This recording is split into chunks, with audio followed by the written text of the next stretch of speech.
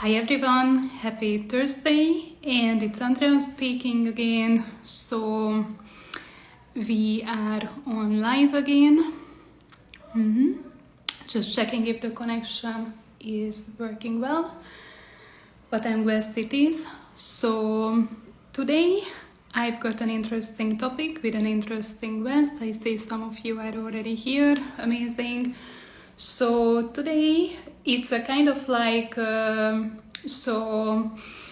it's different in a way that it's going to be an open conversation, an open topic. So today's guest is from Toronto. He is a dear friend of mine. So I know him when I used to live in Canada, Toronto, back in 2016-17.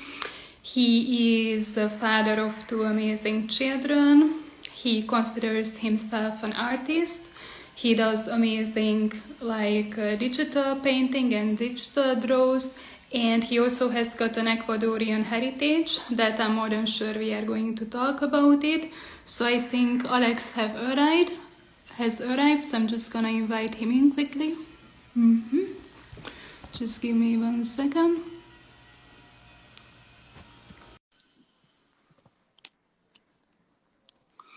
Hi everyone. Hello. Hey, how are you? Hey Alex, can you hear me? Can you see me? I can hear you, and I heard that you just said I consider myself an artist. Yes. Are you an artist, Alex? I'm an artist, yes. Amazing. So I have already said a few introductory words about you. So can you please introduce yourself, those of you who are not familiar with you, just in a few words? Well, like you said, I mean, I've tried different things in my life. At one point when I was very young, I tried poetry, and I had some international acclaim for that. I've been on and off a martial artist, and more importantly, I do consider myself an artist first and foremost. That's the way I see the world. It's the way I interact with people. That's kind of is a perspective through which I kind of analyze everything. So first and foremost, I'm an artist. Yeah, thank you so much. And also thank you so much for accepting my request and come live with me.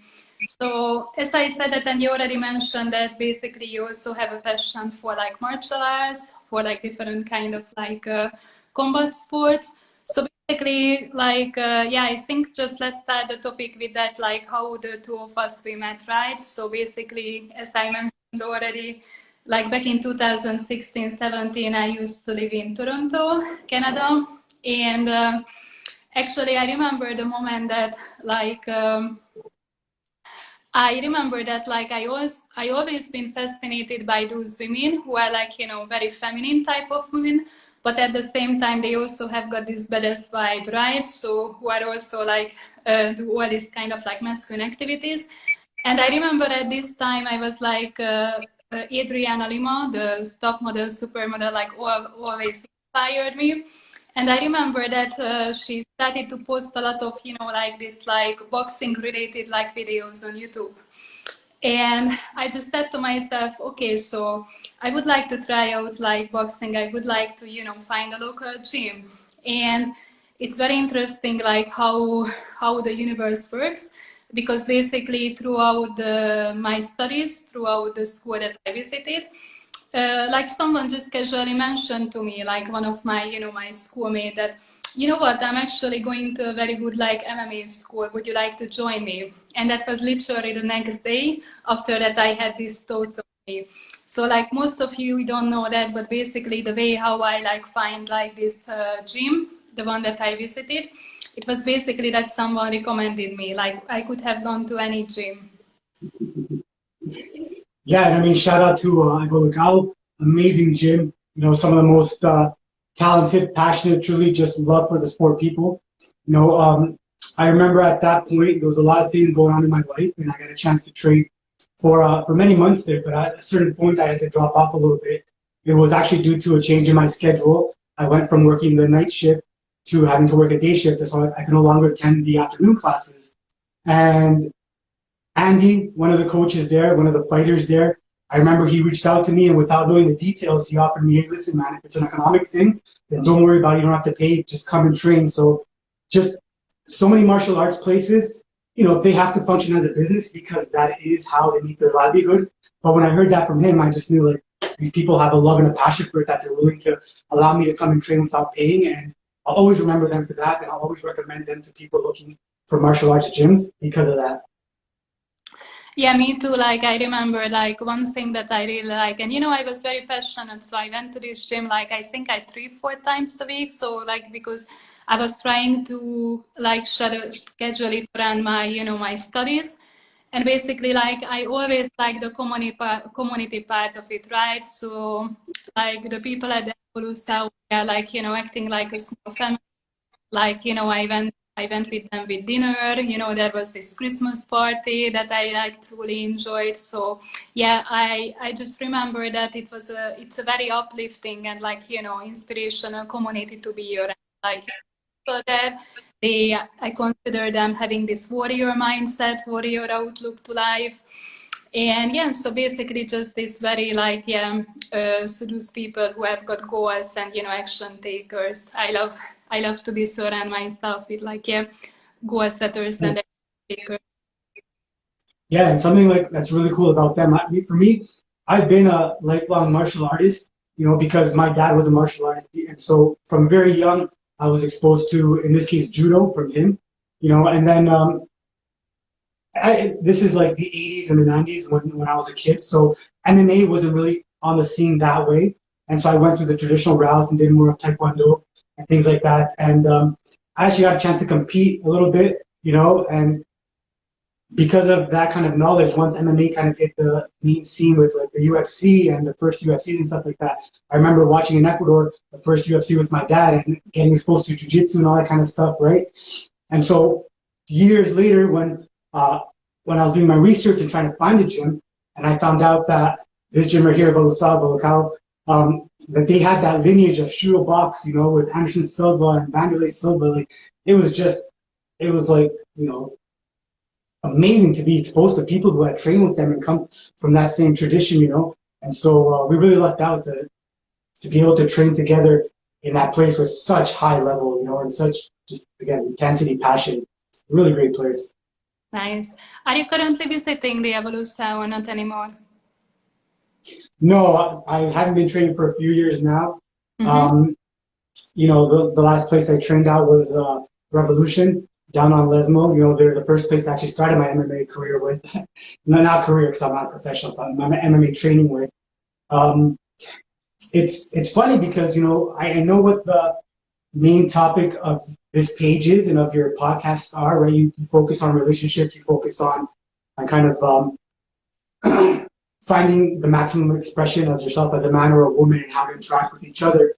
And the way I found MMA was I had done martial arts in my youth. I kind of stopped after the age of 19. At that point was when I had competed. I had actually done well. And the only reason I stopped was because at that point, the gyms used to be funded by the provincial government. When the conservative government came in, they decided that stuff is not important. And so they cut funding to that kind of thing. I was a new immigrant to Canada again. Well, I was new to Canada. I'm not an immigrant. I was born here. But I was new to Canada again. I was younger, so I didn't have finances. I couldn't afford it. And when the government made that cut, I could no longer train. So it was, after that, it was kind of like 10 years of just partying. I just started drinking. I started doing drugs. I started hanging out with all kinds of people. I kind of like just started exploring different things. And the way I got back into MMA was 10 years later. I had just broken up. I had come out of a long-term relationship. I was, feeling like shit. I had spent a decade just kind of partying and all that. I didn't have a lot to show for it. I didn't have really a leg to stand on. And I looked around and that MMA gym was 15 minutes from me, walking distance. And so I really attribute martial arts as one of the main pillars and one of the main foundations of helping me to kind of dig myself out of that just kind of, no direction, no really goals, no really kind of future that really kind of helped me take the first step in towards showing discipline, setting a path for yourself, setting a goal for yourself, and moving in a certain direction. And so it's awesome that we both had kind of that martial arts as a parting point to meet each other and see where we come. Well done, Alex. And how old you were when you first visited the first MMA or boxing school? I mean, Taekwondo, I started when I was 6 years old and on and off. But when I first started MMA, I was much older. I was just turning 30, or I just was about to turn 30. Yeah. And for context, right now I just turned 41, so that was 10 years ago. Yeah, I'm What hearing. about you? Mhm. Yeah, like what you told me that about like basically like you were partying and after like you resonated back with like martial arts. Like something that I'm also like thinking about from my own life experience. I remember that I visited a very good elementary school back in Hungary, where like I've been surrounded by this like very virtuous, like very like strong uh, teacher figures, like men and women in my life. And I remember that just by like being around in this environment, like because they pushed me to give my all and to give my max, like I had very like active and I had like a how to say this one. So I was empowered as a child, and like the way how I see that, like this is one of the reason. This is one of the topic I'm also talking about. It like so many men, especially like young boys, are missing this like strong, virtuous like father figure or like man figure in their life, that someone they can look up to. And I think, just we talk about like toxic masculinity and like, healthy masculinity, positive masculinity. So basically, the type of people you surround yourself with. So those people who are visiting, boxing gym, those people are the ones who, like they are into much more likely into healthy living, healthy lifestyle, into goal setting and all of this. So yeah, like it also affected me as a woman in when I was a child. So I can imagine that for especially for you who basically has got this dual heritage and dual background, like how important it is to, like as a young boy to surround yourself with like strong, virtuous men. I think it's very important. And just as a little side note, I was listening to a podcast yesterday, and they were talking about how there's this study where there's a direct correlation between how violent a man will be and the relationship that he had with his mother, how much physical kind of contact he had with his mother when he was very, very young. And so it's important to have a very strong, male figure, but the connection with the mother is very important as well. And so I thought that was really interesting to hear that, because I had never heard anything like that before. There's the knowledge of how important it is to a man in the way he's going to interact with future mates and future partners. It really touches a lot on the relationship he had with his mother. But I had never heard that correlation between the affection of a mother and the violence and all that later. And it's funny you bring up the importance of a strong male figure, because when you're a kid, you don't really think about that subconsciously. Either you have an example in front of you that is kind of positive or not. Most likely you have a combination of both, because things are not necessarily black or white. But it's funny you bring it up, because for me, I did have that strong father figure. I had someone who he was, a judoka. He was someone who was an activist, very involved in his community always. He was involved with different elements. But during my 20s, my family did suffer the separation. My dad and mom got that divorce. And because I didn't have my father there at home anymore all the time, I was, and I did feel like I had more freedom to kind of go down that other path now. And I got into like, shit, I did all the stupid drugs you can do. I put myself in very dangerous situations. I didn't eat, stayed up for nights. Like I did all these things now because, yeah, it was my dad who was kind of like the person that really oversaw and was able to kind of like understand and keep me in check. And when he was no longer there, I kind of, went off the rails. And so it is something that's very, very important to have now. And I mean, a lot is said nowadays, about this strong masculine figures. And it's interesting, I see it both ways. On the one hand, like we're talking right now, I understand, and I am someone who, maybe because of my experience in Ecuador, I have a somewhat traditional view of what a man should be. A man should be, yes, someone who can protect himself, defend himself, protect his family, protect people around him, protect anyone who needs protection. A man should be capable of doing certain things, certain skills. You're going to be the one fixing things. You're going to be the one kind of, making a home, building a home. there's a reason why I went down certain paths in life. You know, I learned how to do roofing, I learned how to do flooring, I learned how to do home renovations because in my mind that is still something that is very important to what a man is and who a man is. You know, my father instilled that aspect of defend yourself and know how to defend yourself. And so I mean I get that and I agree with a lot of that.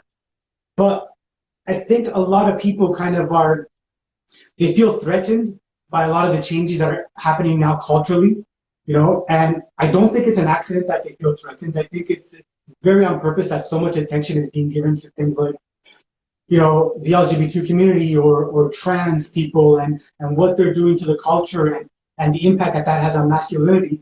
I think it's not an accident that so much emphasis is being put on that, you know, but and I don't think it's an accident that a divide is being put between people to kind of like see the most extreme and see the most kind of like maybe difficult to understand examples of that. You know, I think that's being pushed on us so we can have this kind of cultural war.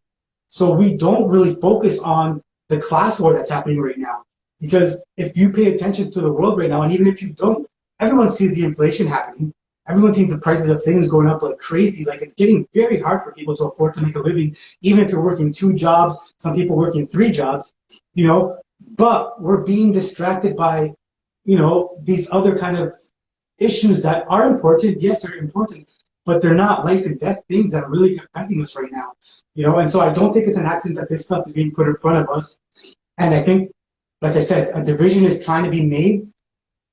It's a tough situation. It's a tough topic, but there is something that I rescue from this, and I think that the the traditional man role, the traditional woman role, you know, needs to be kind of challenged a little bit. I think women have done a better job of stepping into their masculinity and being able to do things like the martial arts, you know, and I see you kind of, you know, kicking ass and training and then right away I'm like, holy, like that does stand out because that's something that's a little newer, but it's something that is kind of more accepted, you know? And so when I see that kind of stuff, I think most people are kind of like, yeah, fucking right, you know. And you see like Ronda Rousey, people like that coming up to this on the scene, who is a woman that I admire a lot, you know. And you see women in business and doing great in business, and so those kind of things are more applauded. But I really think as much emphasis should be put on men being able to be more communicative, being able to access more of their emotions, being able to be more honest with their vulnerability, with what they're feeling, with things that have traditionally been considered, you know, feminine or not masculine or things that people that are insecure, I believe, or men that are insecure kind of shit on and don't really, you know, kind of express or put out there. So it's interesting. I do believe in the traditional men, but I believe that we can incorporate certain elements to be more in touch with our feminine side. Things that like John and Young and stuff like that we're talking about decades ago was wrong. Right? We all have a masculine and a feminine, and we have to be honest to both sides of that so we can relate better to women, relate better to ourselves. Yeah, thank you so much for explaining all on this and like, you know, really sharing your insights on this. So yeah, so the way how I see that you're right about like, so from my point of view, like I never pondered about that, like, you know, like I am impacted, like not just life happened to me, you know, like this, I kind of like left alone, right? Like my parents, I was 13 years old, so I was raised by a single mom, and like I like pondered about that, or like it's like a masculine trait, or it's kind of like empowered to travel alone, like all around the world. So it's basically like I had a passion, like you know I have always been very like open to culture, so people. Thanks God I had a means for that, basically like throughout my previous work. So yeah, but I can clearly see that because like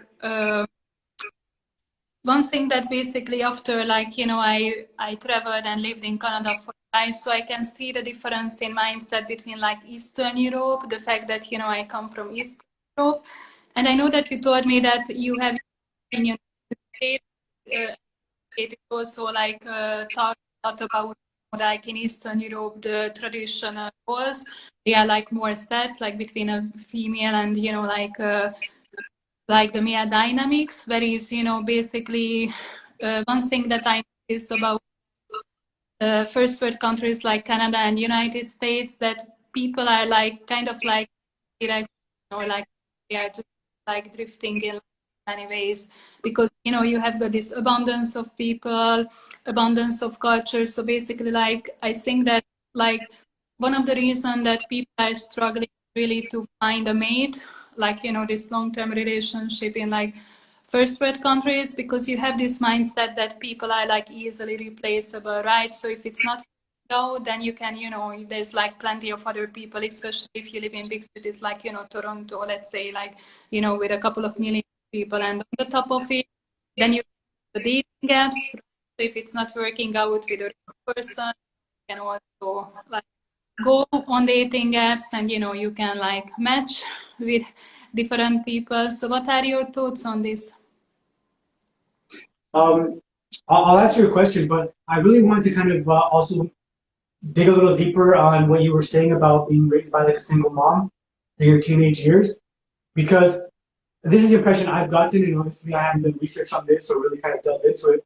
But it seems to me that girls who are raised by single moms, because there is only that one person at the forefront, it's like they have to develop those more masculine traits because you are in charge of everything there. So you have to take on both roles in a certain way. Like, how do you think that affected you in the way that you kind of relate to men now? Mm-hmm. Yeah, so that's actually a very good question. So thank you so much for like bringing it like into my attention. So the way how I say that, like, like just basically why I was living in Finland during the COVID, like that was the time that, I get like virtuous man, masculine man, like this whole manosphere topic. It's basically, I just like the whole topic, it just started to like interest me. And the way that like never actually like was able to articulate that in my past, but now that I've done all these studies, so I consider myself someone of a female. So meaning that like I have got a lot of like masculine traits in myself, and I think that for me, like one of the struggles that or challenges that I faced in my past, that when it come to my intimate relationship, I was always the one who was like had more drive, or I was always the one who had got like more ambition. And even when let's say I was living in Canada, so I had a very supportive partner.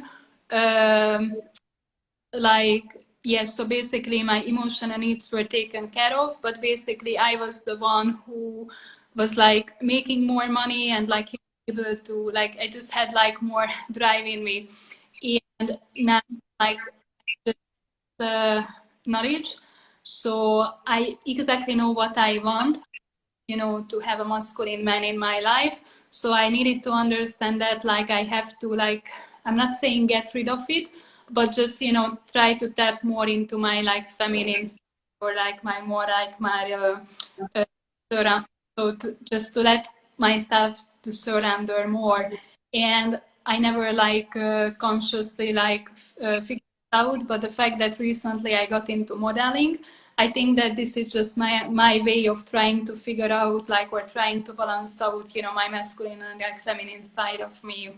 So basically, just to be like more allowing and tapping more my femininity. And I truly believe that like each and every season in your life serves its purpose. So thanks God that in my 20s I had this ambition, like God that I had this drive. Thanks God, I had this like early childhood traumas that I had, because otherwise, if I wouldn't have any of it, then I would never feel the need to leave my like small area or the small uh, agricultural town where I come from, because like basically like every single countries that I had on the age of 16, because my parents, they were like financing me, but after the age of 16, like 17, 18, every single country I, I my, it wasn't like my parents were like helping me. Of course, they were helping me within the means, like emotionally and stuff like this. But I had to figure out everything by myself. And yeah, so basically, I just had to empower myself that way. Yeah, I guess those situations are the ones that really, because the situation is so dire, you have to do something about it. You know, you can't, you know, the suffering has to be so intense that you want to change your situation. And sometimes people who have lived comfortably their whole lives, they don't have that because they are comfortable, right? If you're comfortable, you're not going to want to move. It's only if you're really being put under pressure in a situation that you can't handle that, you have to do something to get the hell out of there. So, wow, wow, that's kind of crazy. I never knew that background about you.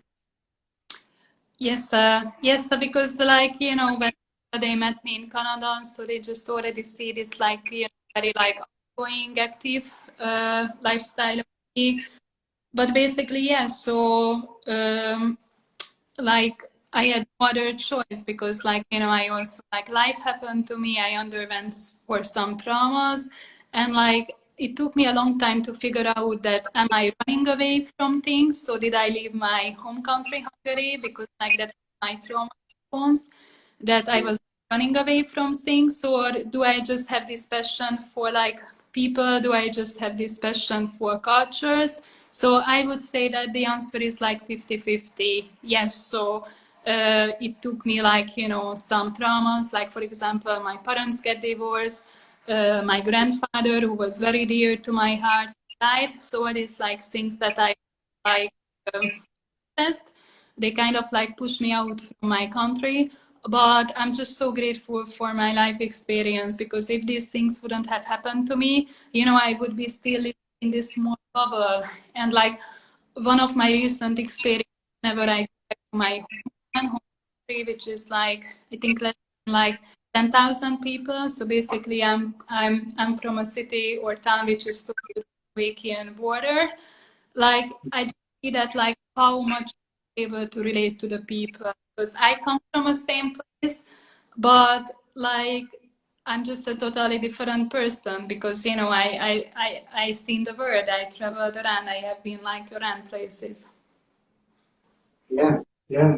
I mean, I definitely get that. I definitely get that. And it kind of makes me think, although this is not really the kind of road I wanted to go down when we are having this conversation, but you know, I think back to like that decade pretty much in my 20s where, you know, again, my parents kind of like divorced. I was here after being my whole teenage life in Ecuador. And so I felt like I had no direction. I was trying to find my footing and all that. And I went down that road with the drugs and all that kind of thing. You know, even though in many ways it could look as wasted time. It could look like, you know, I didn't accomplish much. I didn't forward myself in a career. I didn't develop myself physically during that time. A lot of elements can point to like, you know, wasted time.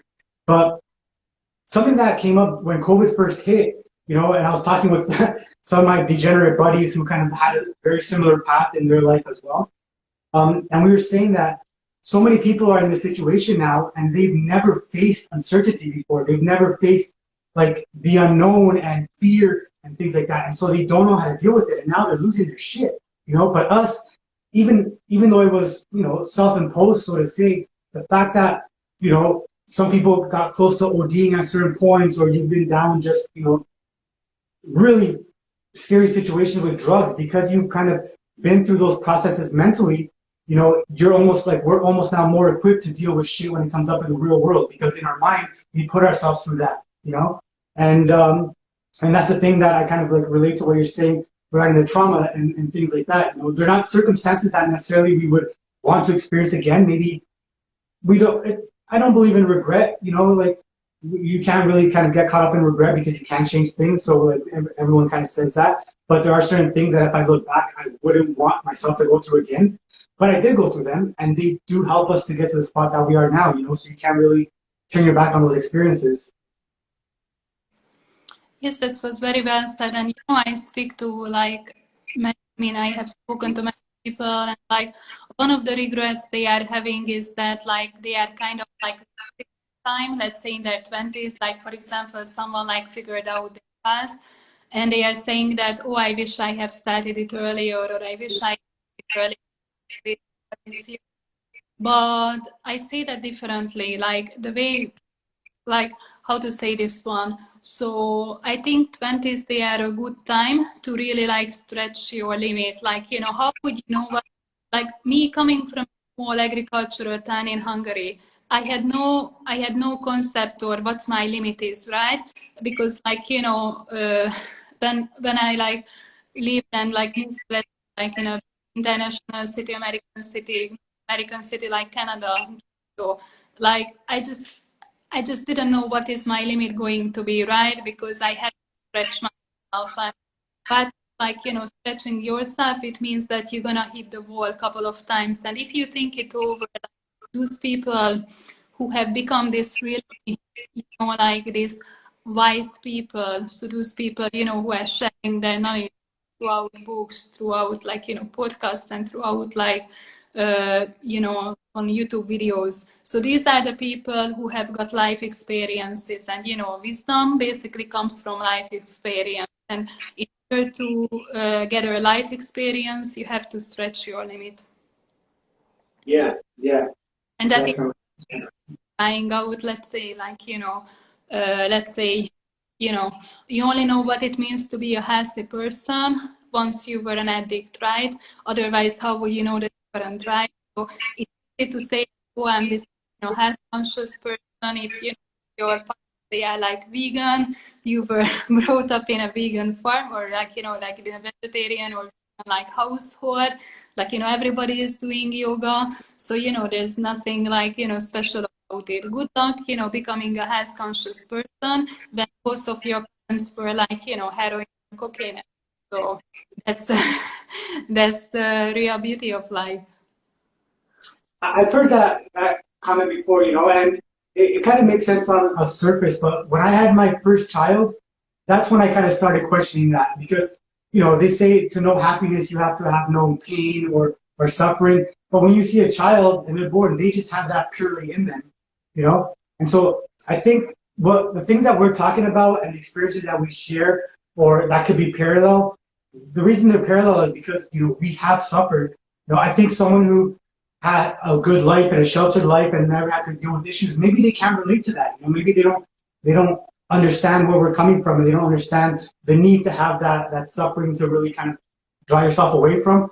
But yeah, for me personally, I definitely, because of that sense of almost like wasting that time and all that, I feel I gotta bounce back harder now. You know, you kind of compensate for that a little bit. And so yeah, you know, health is something that's definitely very important for me now. And I mean, we're at a day and age, luckily, where so much of the culture is aware of the health benefits and the benefits to training rigorously and putting yourself to those hard situations, and having those little victories, you know, on a constant basis. And even other things like, you know, like cold plunges or long walks and stuff like that, things that tie more into, you know, the human beings that we were, you know, for most of our existence, right? Because human beings and the interactions and the way we live now, you know, in little cities and all that kind of stuff, that is not what's been normal to our, you know, our DNA for the majority of its history.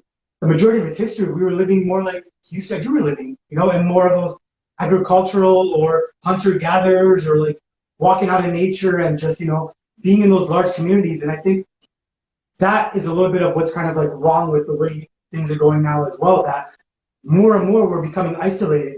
Even though we have the ability to do things like this, where, you know, we're halfway around the world from each other and we're talking right now in real time, that is still causing a little bit of separation in terms of people and the communities and the groups that form, and really the circumstances that cause us to be our best selves. Yes, agreed. And Alex, we like touched upon earlier, but would you like to elaborate further? So basically, you just have this amazing understanding of the, like, you know, the relationship dynamic, like coming from an Ecuadorian background, but you spend majority of your life in first world countries like Canada. So can you please compare like how you see the male-female dynamic in, let's say, in Canada as opposed to like Ecuador? Yeah, there is definitely a huge difference, you know, and I guess we got to keep in mind that the time that I was there were the mid 90s, right? I went back to Ecuador for like the third time in 90, 94, and then I didn't come back here till 98, 99. And so those were my teenage years. Those were like my formative years when it came to interacting with the opposite sex and courtship and sexuality and all that kind of thing. And so while I was there, what I was exposed to, I took that as natural. You know, the way we kind of courted with girls was on a very just kind of like almost physical, animalistic kind of way. You know, I remember, I remember when I went to high school, I got put in an all guy school. You know, and I mean that shit was torture. First of all, you have all those hormones, you have all that need to be around the opposite sex, and then you're just stuck around guys. And so we were all just beating the shit out of each other all day, just releasing that any way we could. But what we would do is when the bell would ring and school would be done, we'd all march over to the girls' school, and then you're just kind of like posted outside of the girls' school. And it's a lot of that old school behavior that nowadays is frowned on. You know, you have a lot of that catcalling, you had a lot of that kind of like, hey, come over here for a little bit, or oh, yo, you're looking good. Like stuff that nowadays is kind of frowned upon, and there's a very different perspective on it. But during that time in that country, that's how shit was, you know? You went up to a girl to talk to her, and you told her, hey, what's up, man? Like, you know, obviously there's not one script of what you say, but it was very, very direct. It was very natural. It was very, you know, it's not about games. It's not about, you know, pretending you're interested or pretending you're not interested or when are you supposed to call or like, no, I remember, you know, I'd go up to a girl and be like, no, you look amazing. I mean, you look fucking very sexy or you're beautiful. What's your phone number? Or let's talk. Let me take you down the street for whatever it is, you know, an ice cream like Scarface says, whatever bullshit. But it was that seize the moment kind of mentality, you know. It was not the future. I'm gonna get your Instagram or I'm gonna call you in a couple of weeks and then I'm gonna like do what I need to do. No, it was very much like now is the chance. Are you gonna do something right now or not? You know, so it develops a lot of different kind of aspects of who you are as a man. You know, there's not that really planning. There's not that, you know, I'm gonna ask your friend to talk to her, this and that. I mean, there was a little bit of that, but it was very much based on, okay, that's what you want, then go right now and make it happen.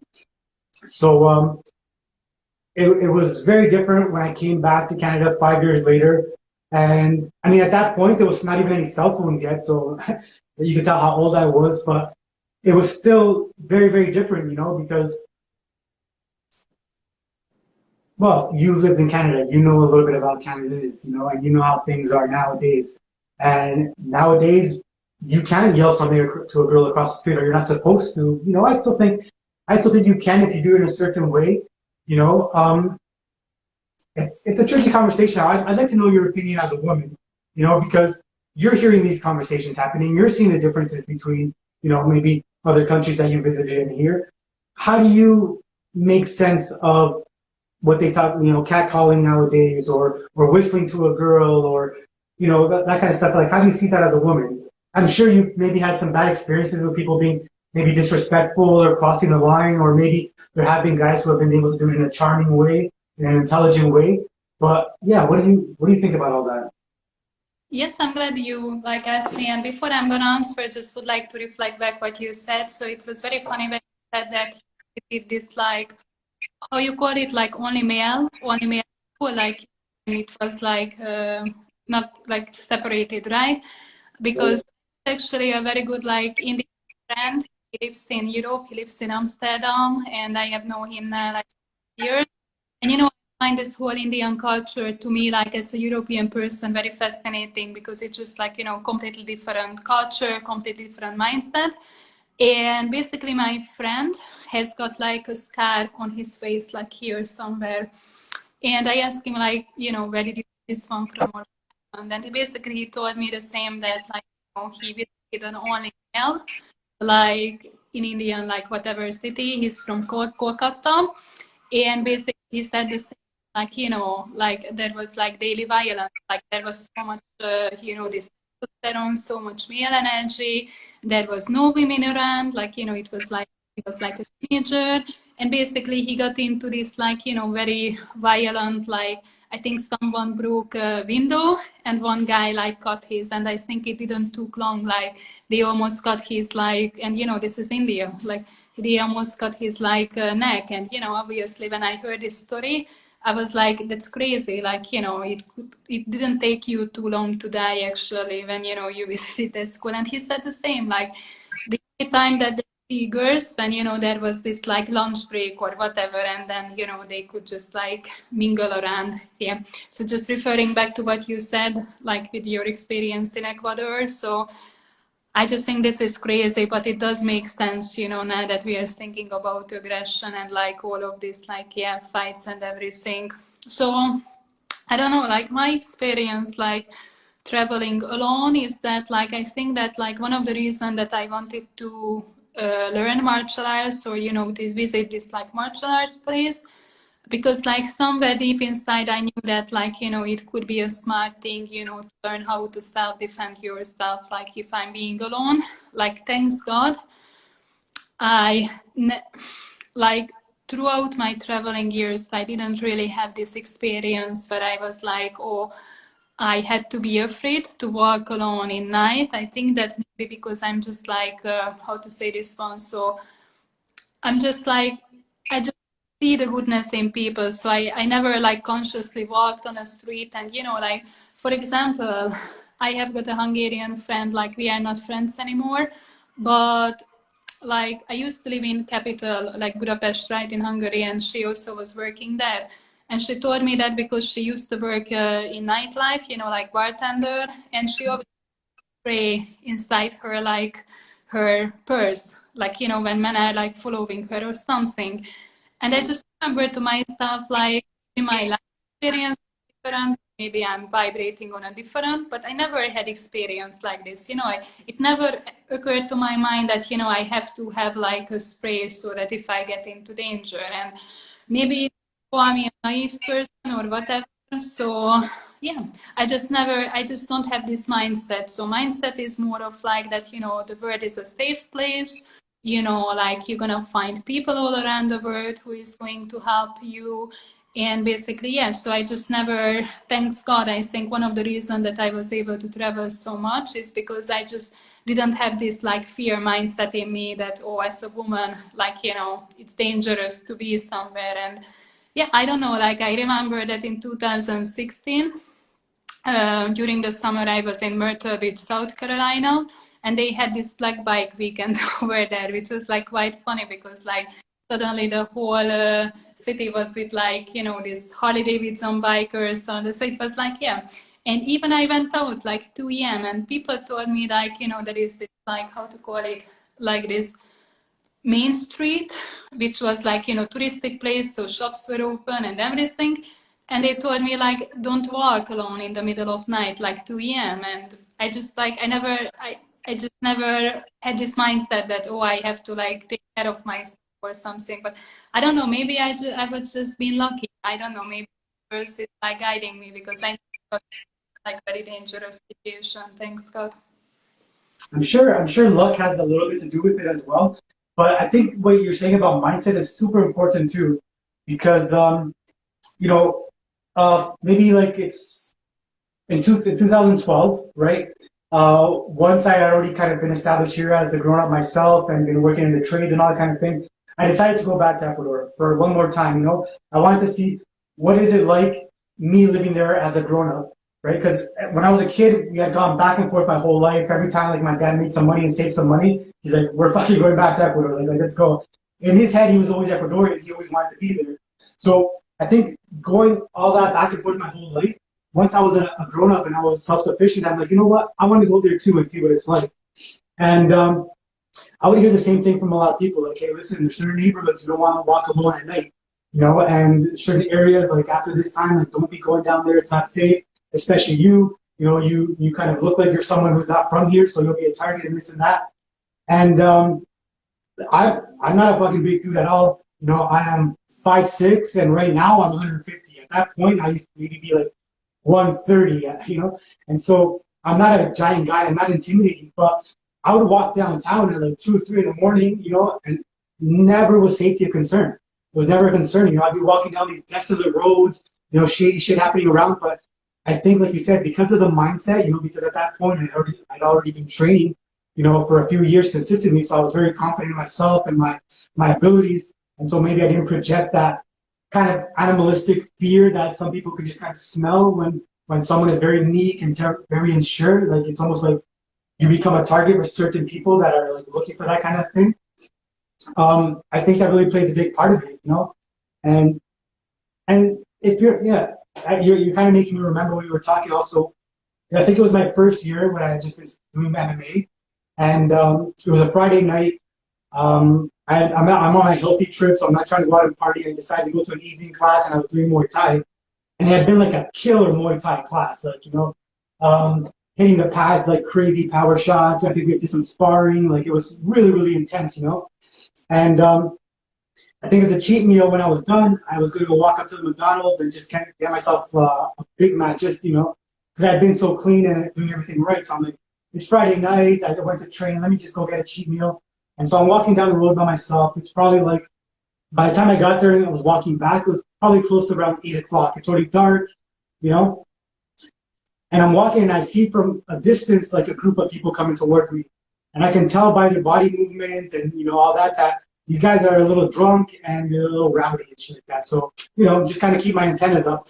But I'm like, I'm not going anywhere. This is the street I'm walking on, so I'm going to keep walking to get to where I need to get.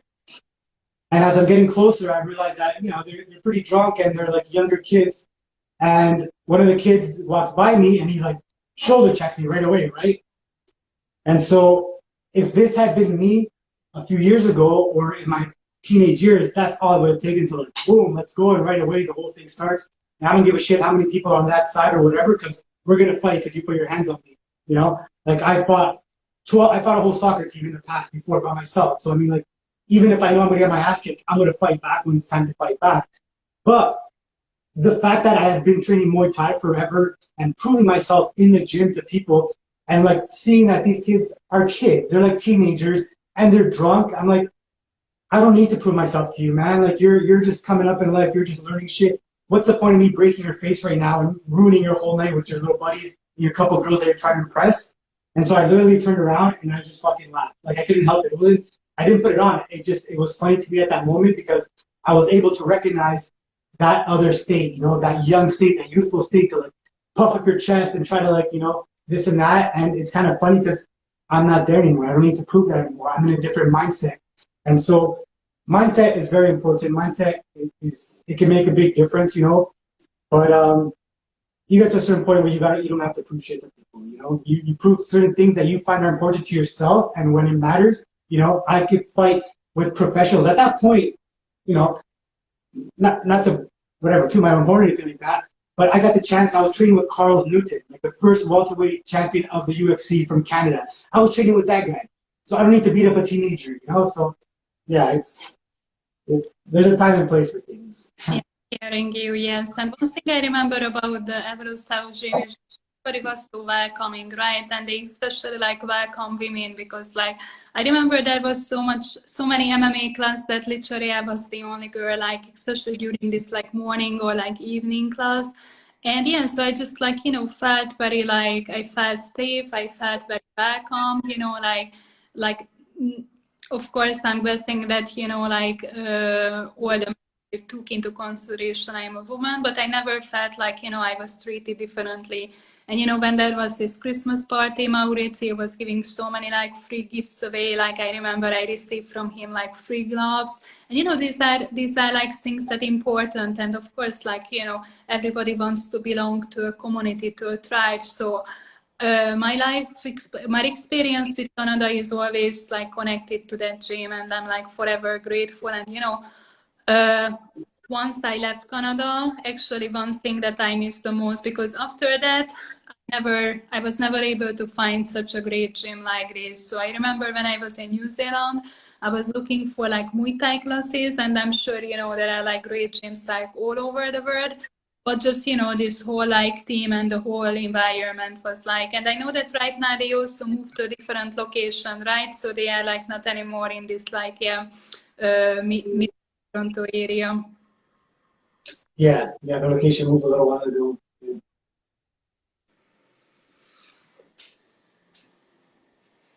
But it's interesting. It's interesting because going back to kind of like the main topic of your channel and your podcast, the masculinity and the femininity. It's interesting to see where we kind of come from the old world and how a little bit of that is being diluted. And then kind of where we are right now, and how I think it's almost natural, right? When you've been so much into just kind of almost locked in a certain cage or in a certain box and that door is open, you want to run as fast as possible to the other side. And so I think a lot of men who could never really step up to that persona of the masculinity, of the toughness, of taking care of things, of being kind of like, you know, more assertive. I think they kind of like the fact that this door is open for them now to embrace more of, I guess, that feminine side, who they are, right? But I think it's kind of just pushed a little too far right now because it's something that's new, because now it's a new option. It's being pushed very far in that direction. And it's going to take a little time, but it's going to censor out again. And we're going to realize again that, you know, there's merits to this side, but there's merits to that traditional kind of masculinity as well. And we have to be able to kind of like marry and combine both of those elements to be more complete human beings, you know. And that really, a lot of this kind of, you know, because we see a lot of the toxic masculinity stuff that came out, right? And a lot of the blowback from the Me Too movement was dimming down some of those behaviors that we considered normal for where we came from, you know. And I think we're going to realize that we need to reintroduce kind of those things, but now with these healthy parameters that we've established, you know. For me, it was a little bit easier to make this transition, and it really wasn't much of a tradition or transition, sorry, because I grew up with a sister, you know, and that really kind of, a younger sister at that, and so that really kind of opened up my eyes to a lot of kind of what a woman has to experience when it comes to the courting, because unfortunately for her, you know, she was someone who had to deal with a lot of things, from threats of violence to like very inappropriate sexual advances and things like that. And so she would confide in me, you know, and me kind of being able to hear these stories kind of put my experiences under a different lens. You know, all of a sudden I was a little more aware of what kind of repercussions my behavior has, you know, how that affects a woman who is kind of, you know, if you're in a big group and some dude's kind of saying something like, I like your tits or that kind of shit, you know, it seems funny to the group of guys at the moment, but as a girl, you could really feel threatened and you could really feel scared and really feel uncomfortable, you know, if you're a girl in that group kind of experiencing that shit. And so as a big brother, I got to see a little bit of that. And it kind of sucks that I needed that to really realize that kind of thing, you know, but there's not a lot of guidance, you know, when it comes to the sexuality things. And I'll ask your opinion about this, what you think, but when I look at how sexuality is treated here in the West, it's almost like this kind of black and white, very opposite way, that it's either like if we're at home and it's family and you're underage, and there's it's very much kind of like no sex is allowed and don't you dare bring a boy around and you better keep your door open and don't get knocked up early and this kind of thing, right? There's very much kind of like don't touch sex, don't think about it, nothing until you're older or this or that or whatever. But then as soon as a girl turns 18, all of a sudden it's like, show me your fucking tits and like, let's see you half naked on the magazine covers and all this kind of stuff. So it's like this very almost like hypocritical like snap that just people turn on and off. And I think it's part of the problem why there's so much fucking trouble between, you know, the sexes kind of interacting and men really learning how to relate to women on a very natural and normal basis, because there is that kind of like, no, then okay, fucking free for all, let's go. So, I mean, I don't know how you see it as a woman, but that's kind of how I've seen it.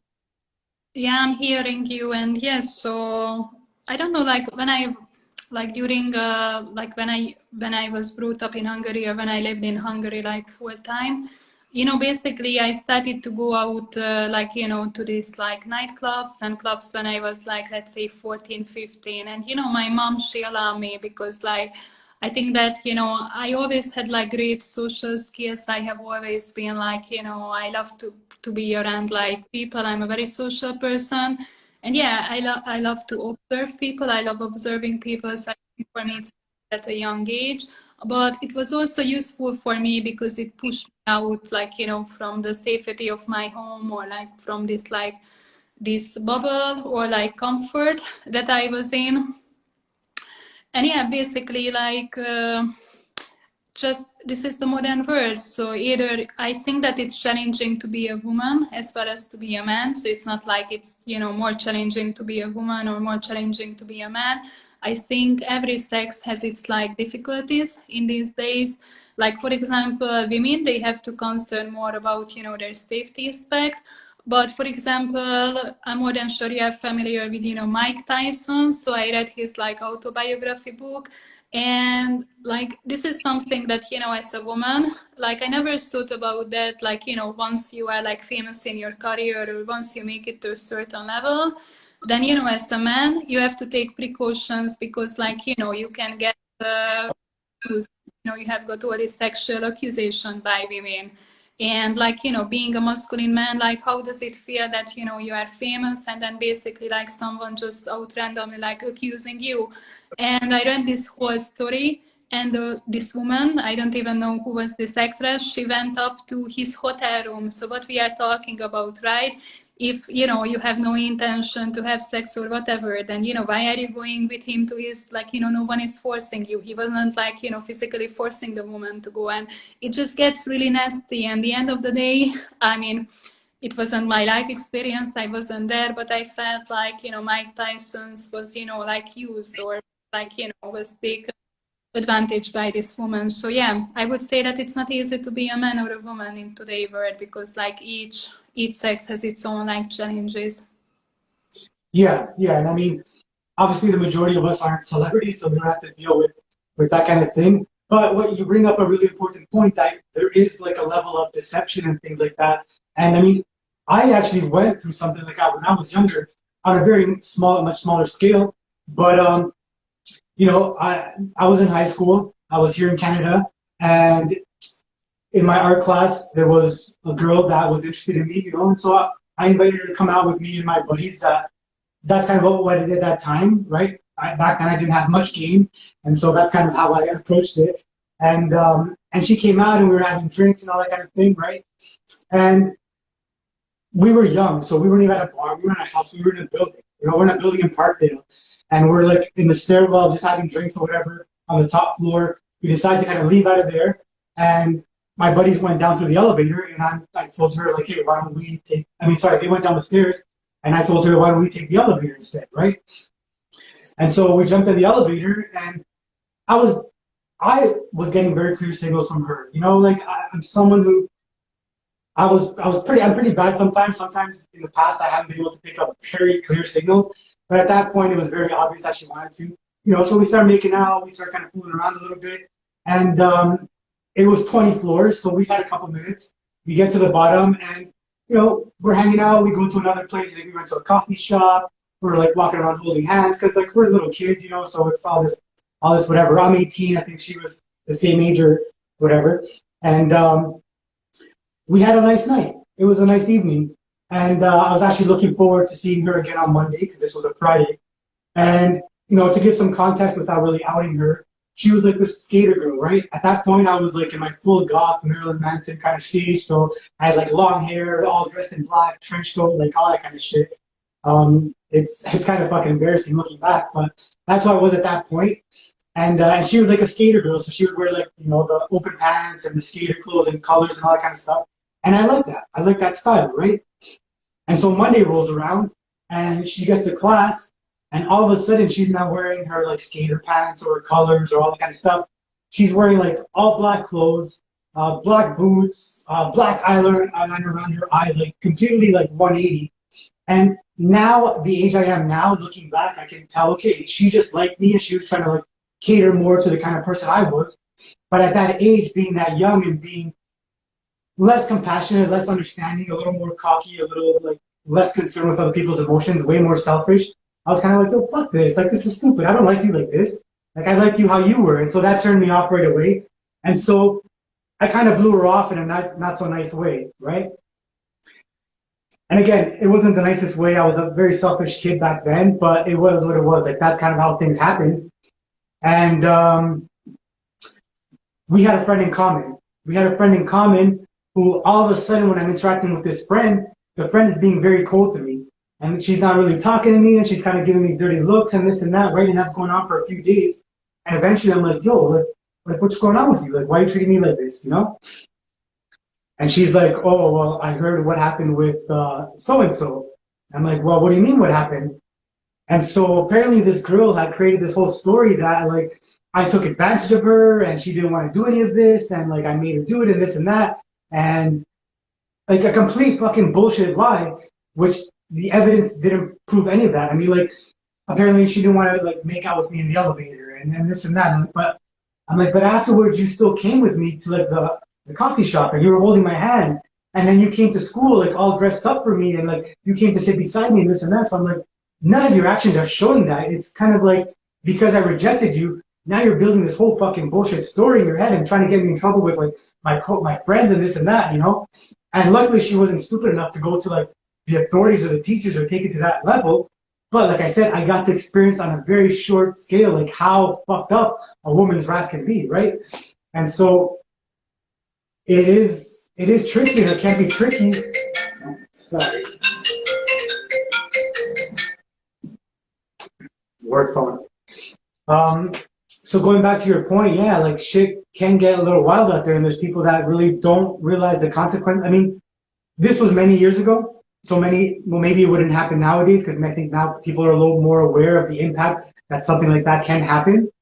But yeah, man, it can get fucked up out there. Yeah, I'm hearing you, and yeah, that's why I think in this like sexual aspect, yeah, I would say it's a little bit more challenging to be man than women, right? Because like as a woman, you cannot just always pull out the victim card, right? Like or like, have been like, but I mean that like this. I mean, life happens to each one of us, and like I always say that everything happens for a reason. So even if let's say you have been abused as a child or as a young girl, it happens for a reason because it gives you the motivation, it gives you the drive. So trauma has like this like double sword, like the way how I say that it's like a double sword. So basically, yeah. So it's a trauma, but at the same time, trauma will always give you the ambition and the drive. So yeah, trauma has this like dual effects on that. So I'm actually one of these few people that I don't see it in a bad way. I know that trauma has got like always this negative attachment towards it, but the way how I see that, like you learn from it, right? And like going back to this example of like Mike Tyson, like, I'm sure that like a very hard experience for him, like having put in a jail, but he became a wiser person. He learned from it. I'm more than sure that now he's gonna think twice before, like, or he just gonna make better like precautions. So I would say that in this aspect, it's a bit more challenging to be men than women, especially nowadays. Like, anyone can go online, anyone can say their opinion. Yeah, I mean, I definitely think it's hard for both, like we said earlier, and in this respect, yeah.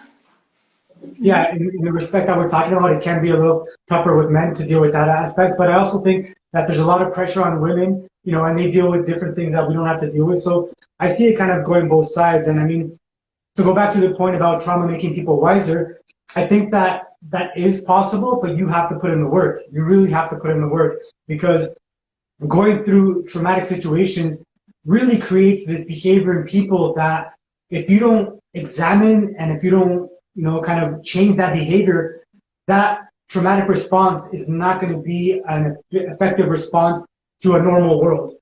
Like that trauma response will be appropriate if you're put in those fucked up situations again. But when you're dealing with normal circumstances, regular people, you can't be responding to those certain ways, And so I think things like the martial arts that we spoke about, that's a kind of a vehicle to deal with trauma. For me, also art has played a very important role. There's different tools that you can use to kind of take that pain and examine it and dissect it and kind of take away what you can take away that will benefit you and make you a better person, make you more compassionate to others, make you more understanding of certain behaviors maybe. Use it to grow yourself. But if you don't do the work, I think you're probably going to still be just like an aggressive or neurotic or just a fucked up person who is not really going to be able to deal with the regular world. Yeah, which can be seen in first world countries like Canada that actually has such a good point do the work when it comes to trauma. Like I haven't thought about like this part of it. Thank you so much. So I can see that right now we reached like a 1 hour into our conversation. Is there anything else you would like to add to this whole like topic we have been discussed about? I mean, I could keep going for another hour because I think that, you Guys, know, you start getting comfortable with someone and you start getting into a flow and we can really kind of touch on and go back to so many things that we mentioned. But at the end of the day, I think that for all the differences and all the difficulties that, you know, people have finding a mate, finding a partner, finding someone they want to spend their time with, that we can't let that shit make us bitter. You know, we can't let that kind of stuff turn us against the opposite sex, make us think that this is some kind of concerted effort to keep us down or keep us lonely or keep us whatever. You know, we got to be able to maintain our perspective and our compassion and understanding for the other person, you know, because at the end of the day, the things that separate us, maybe by gender or sexuality or identification or whatever, are a lot fewer than the things that make us similar. You know, at the end of the day, I think we still kind of get off on the same things. We still are looking for companionship, understanding, love, you know, and support. And so I think that people need to keep that kind of thing in mind while they're looking for love out there. amazing. Is there anything you would like to say to male audience in general when it comes to, you know, like masculinity, positive masculinity? I'd say thank you. Thanks for taking the time to talk to me and for inviting me here. I'd definitely love to do it maybe down the road with no time limit, so we can kind of get into everything we want to get into. And outside of that, no, just thank you for having these conversations because I know that it's something that's necessary, and I think it's awesome that it comes from a woman, to be able to touch on different things and hear your perspective on it.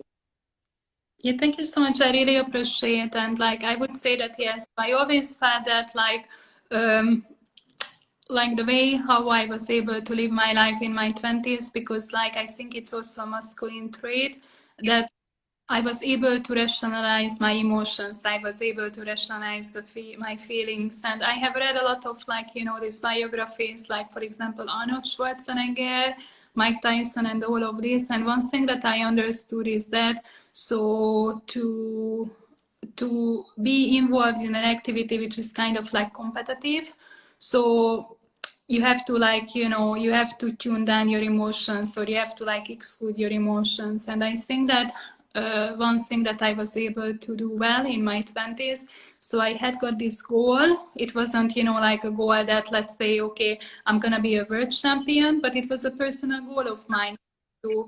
I remember that when I was 31 years old, when finally I visited Australia. And for me, that was the top of the mountain, because like someone who comes from a very small agricultural town in Hungary, when I was 16, 17, I watched this movie, Australia with Nicole Kidman and stuff like this. And for me, Australia resembled literally the other part of the world, right? Like this is one of the furthest from Europe you can visit. And to me, it was just so exotic, I just and it took me 15, 16 years, but I made it there.